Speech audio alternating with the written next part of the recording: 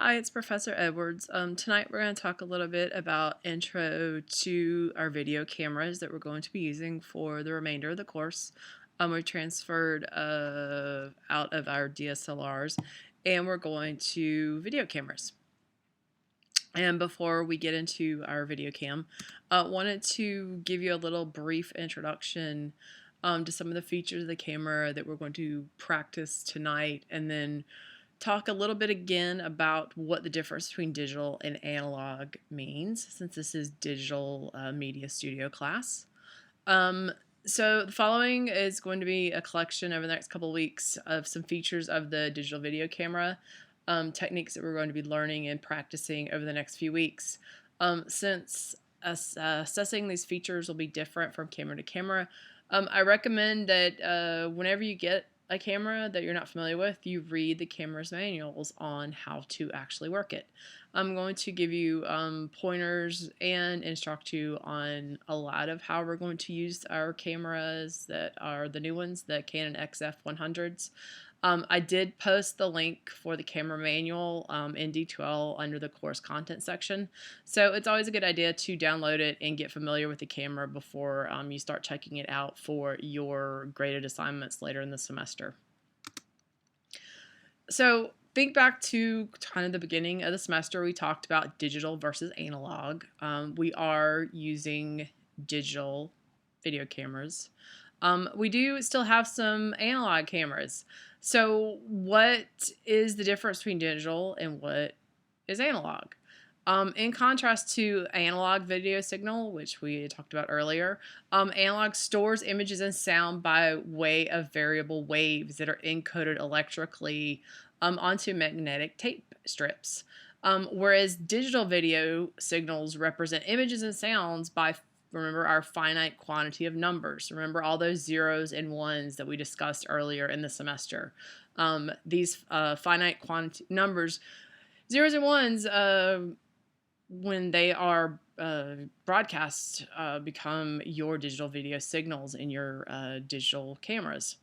Analog signals lose a lot more information in the process of copying and editing generations of videotape. Rather than digital data, you can take a digital something that's digitally recorded and make multiple generations of that digital recording, and it will never lose its clarity. Whereas analog, when you think of tape, the tape actually begins to deteriorate. And after so many plays and after so many copies of generations of analog tape, you lose a lot of the information in the process. So over the last 20 years, the industry has shifted to the digital data and digital media storage for our digital media.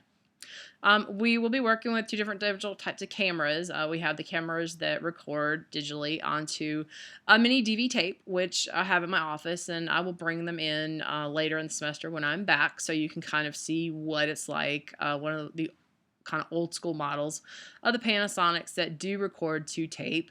And we have the new Canons that are camcorders that digitally record onto digital storage mediums such as an SD card and internal hard drives.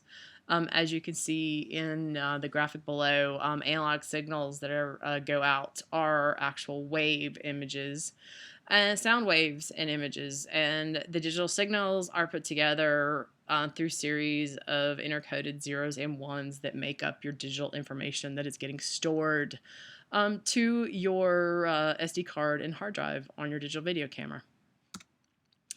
Like I said, we have our first type of camera that we still have is a mini DV. Records sound and images as uncompressed as possible. These are the older Panasonic cameras which record to mini DV tape that we have. We're not going to technically be using this for the course as we do have our new cameras, but I'm going to bring one in, as I said, and show and tell it when I get back. The second type of camera is our digital video cams that have our memory cards and our hard drive based. It always introduces some kind of compression in order to store our audiovisual material. The user can set the amount of compression that will be applied, and this will become important when we begin to start talking about editing projects in the next month. Generally, as a rule of thumb, I think 1 gigabyte of storage space results into approximately 5 minutes of video in the best quality and the highest resolution. And we do have HD cameras, and so the resolution for HD is 1920 by 1080, and everything that we will be shooting for the class will be shot in HD. Standard definition for broadcasting in the United States, we have broadcast standards. Standard definition NTSC video is what you would consider kind of old school television, 720 by 480 pixels in size. Actual size on the computer to accommodate for pixel aspect ratio differences stands for 4:3 aspect ratio. And as we know, for the 16:9 aspect ratio on a computer is 853 to 480. Your high definition video, which we're going to be shooting in, is 1920 by 1080. That's important to know. Again, you need to know your standard definition, NTSC, what standard definition is for broadcast standards in the United States, and what high definition video is. And high def, once again, is 1920 by 1080. So that's what we're going to shoot with the aspect ratio of 16 to 9. We're going to talk more about aspect ratios, your pixel aspect ratios, pixel sizes, and video formats and compressions and codecs. Especially it's helpful when you actually have it in front of you in your editing software, when we talk about what's the difference of NTSC, which is American Broadcast Standards, versus PAL, which is European and Asian broadcast standards. So we're going to work on that when we get to editing in our workshops in a few weeks. For tonight's class, we will discuss some fundamentals of introduction to learning to shoot with the video cameras. So for tonight, we're going to be simply doing these 3 things that we're going to learn and practice. The first one is white balancing, what it means, how you do it, why you do it. The second is learning to set up and compose your shots. And the third thing you're going to practice tonight with a camera, after we talk about it, is practicing the 10-second rule. All 3 of these things are basic fundamentals for learning to shoot anything with digital video. So first of all, let's talk about white balancing. What is white balancing and why do we do it? Only the human eye adapts rapidly to changing light conditions and changing temperatures of light. Neon light has different temperature color than candlelight. Sunlight, daylight, is measured at 5,600 degrees Kelvin. We measure light in degrees Kelvin. And the light spectrum tends to go from like blue to rather oranges and reds. Neon tends to be blue light, and as you would see, like candlelight tends to be more on the orange-red spectrum. The human brain adapts colors to these changing light conditions on the fly because your brain, your eyes and your brain are constantly working in conjunction with each other to process the colors and the images that you're seeing. Not so much happens like this with the video camera, because the video camera has to process all the information through its lens and its iris, and it has to process the different color temperatures that it's reading. So white balance function allows you, as the camera operator, to calibrate the video camera for certain light temperatures. For example, if you are filming outside in natural light, and then you turn the camera off, or you turn it to standby or pause, and then you take the camera inside, and then suddenly you're inside with neon lights or fluorescent lights. When you go to upload this footage you've just shot between daylight, outdoor, natural light, and then indoor, inside, fluorescent or neon light, you're going to have a different reading of color temperatures on how your footage looks in the camera. The video camera has tried to process the difference between outdoor light and indoor unnatural light, and you'll get different various readings, and they are not correct. So every time you turn your camera off, or you pause it after you have a shot or take a shot, or you turn it off and then turn it back on, you must calibrate, you must reset the camera. You have to retrain the camera to look at the surroundings of its light source that it is in, so the camera will recalibrate itself so it can take correct temperature readings of like the light and temps around it. So this calibration process is done on a white surface as a reference. There are industry standard white balance cards like the one that is shown below here, but you do not need to have an expensive, $50 white balance card. Don't panic. A solid white sheet of paper does the trick. We will practice white balancing between shots tonight in our in-class exercise. So be sure to have a sheet or two of white printer paper handy. As you will see when you get the camera, the Canon XF100s do come with what is known as a white balance button. If you look kind of to the lower right of the picture here, you will see the WB. That stands for white balance. This will be your friend. We'll learn to use this over the semester, but for the in-class exercise tonight, you will be required to use your white sheets of paper to learn how to white balance after the camera is turned off and paused and put on standby between shots. So we'll talk about white balancing in camera, but for tonight, we're going to practice just old school white balancing with our white sheets of paper. So now that we've talked a little bit about white balancing, we're going to talk about how you get a good shot. For our in-class exercise tonight, we're going to be practicing setting up and shooting good quality handheld video shots. We're not to the point where we're using tripods yet, so everything you're going to use the camera for tonight is to manually shoot handheld footage. If you recall, a few weeks ago when we began our discussion on cinematography and lighting, we talked about types of shots that you can compose. We talked about specifically 7 different types of shots that are used commonly in the film and television industry. What are those 7 types of shots? Does anyone remember? Ring a bell? Types of shots? 7 different types of shots we talked about. How many can you name? If you can't name them, that's not good. Because the first thing you really need to do in order to process how you're going to shoot something is figure out what type of shot you're going to create. So hopefully you can come up with your 7 types of shots. And if not, then I think we should have a quiz on it. How do you get a shot that is perfect every time? Sometimes beginning videographers think that because many shots in their edited video are only going to last 4 or 5 seconds long, it'll be okay to hold a shot for only 5 or 6 seconds when you're actually shooting something. This is so not true.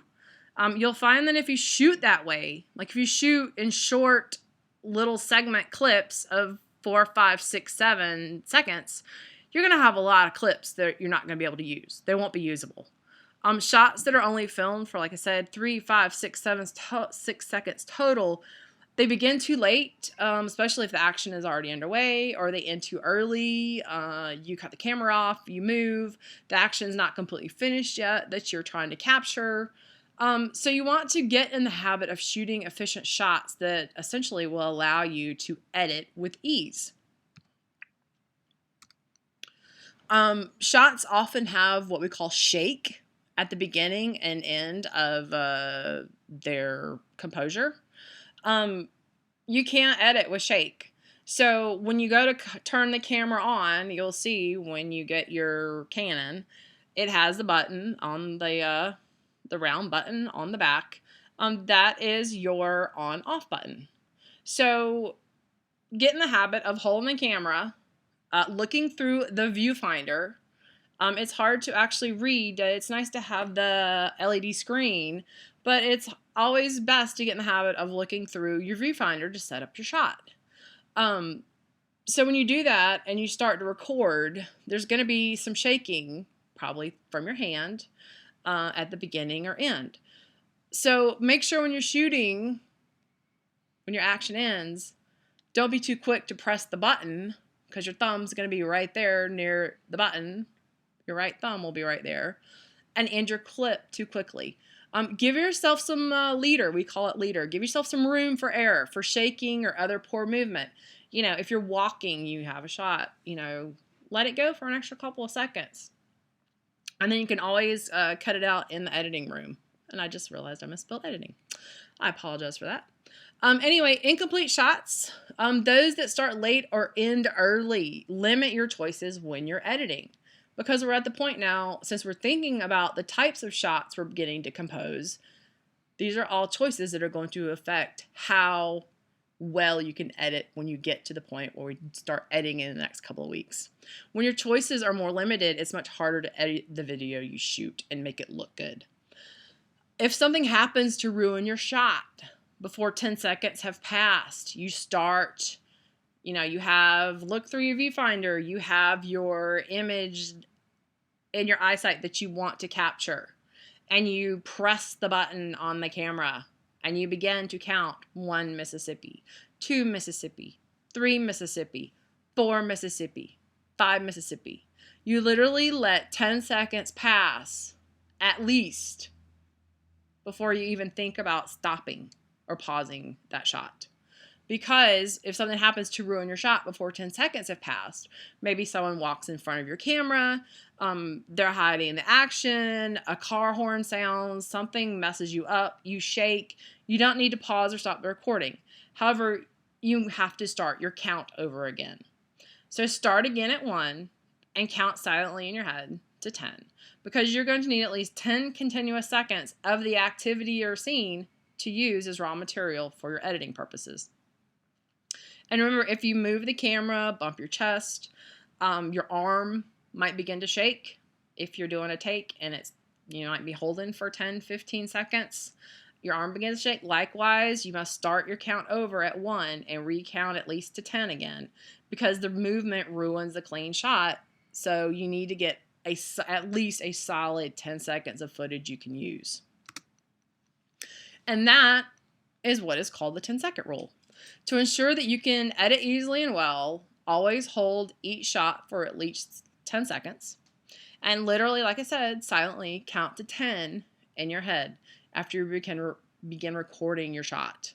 A shot starts when you press record and ends when you pause or stop the recording. Do not stop shooting just because you reach 10. Often you'll need to hold the shot longer than 10 seconds to capture the action you need to tell the story. The 10-second rule is a minimum. Believe me when I say that these extra seconds of footage will oftentimes help you cover yourself in the editing process. And also remember, when you're doing this, you're practicing your 10-second rule. Every time you turn the camera off or hit pause, remember to white balance every time you do this. So you will calibrate your color temperatures. If you manage to capture a complete action cleanly with a few seconds to cut out before it begins and a few seconds to cut after it ends, you will find it so much easier in life to edit your video.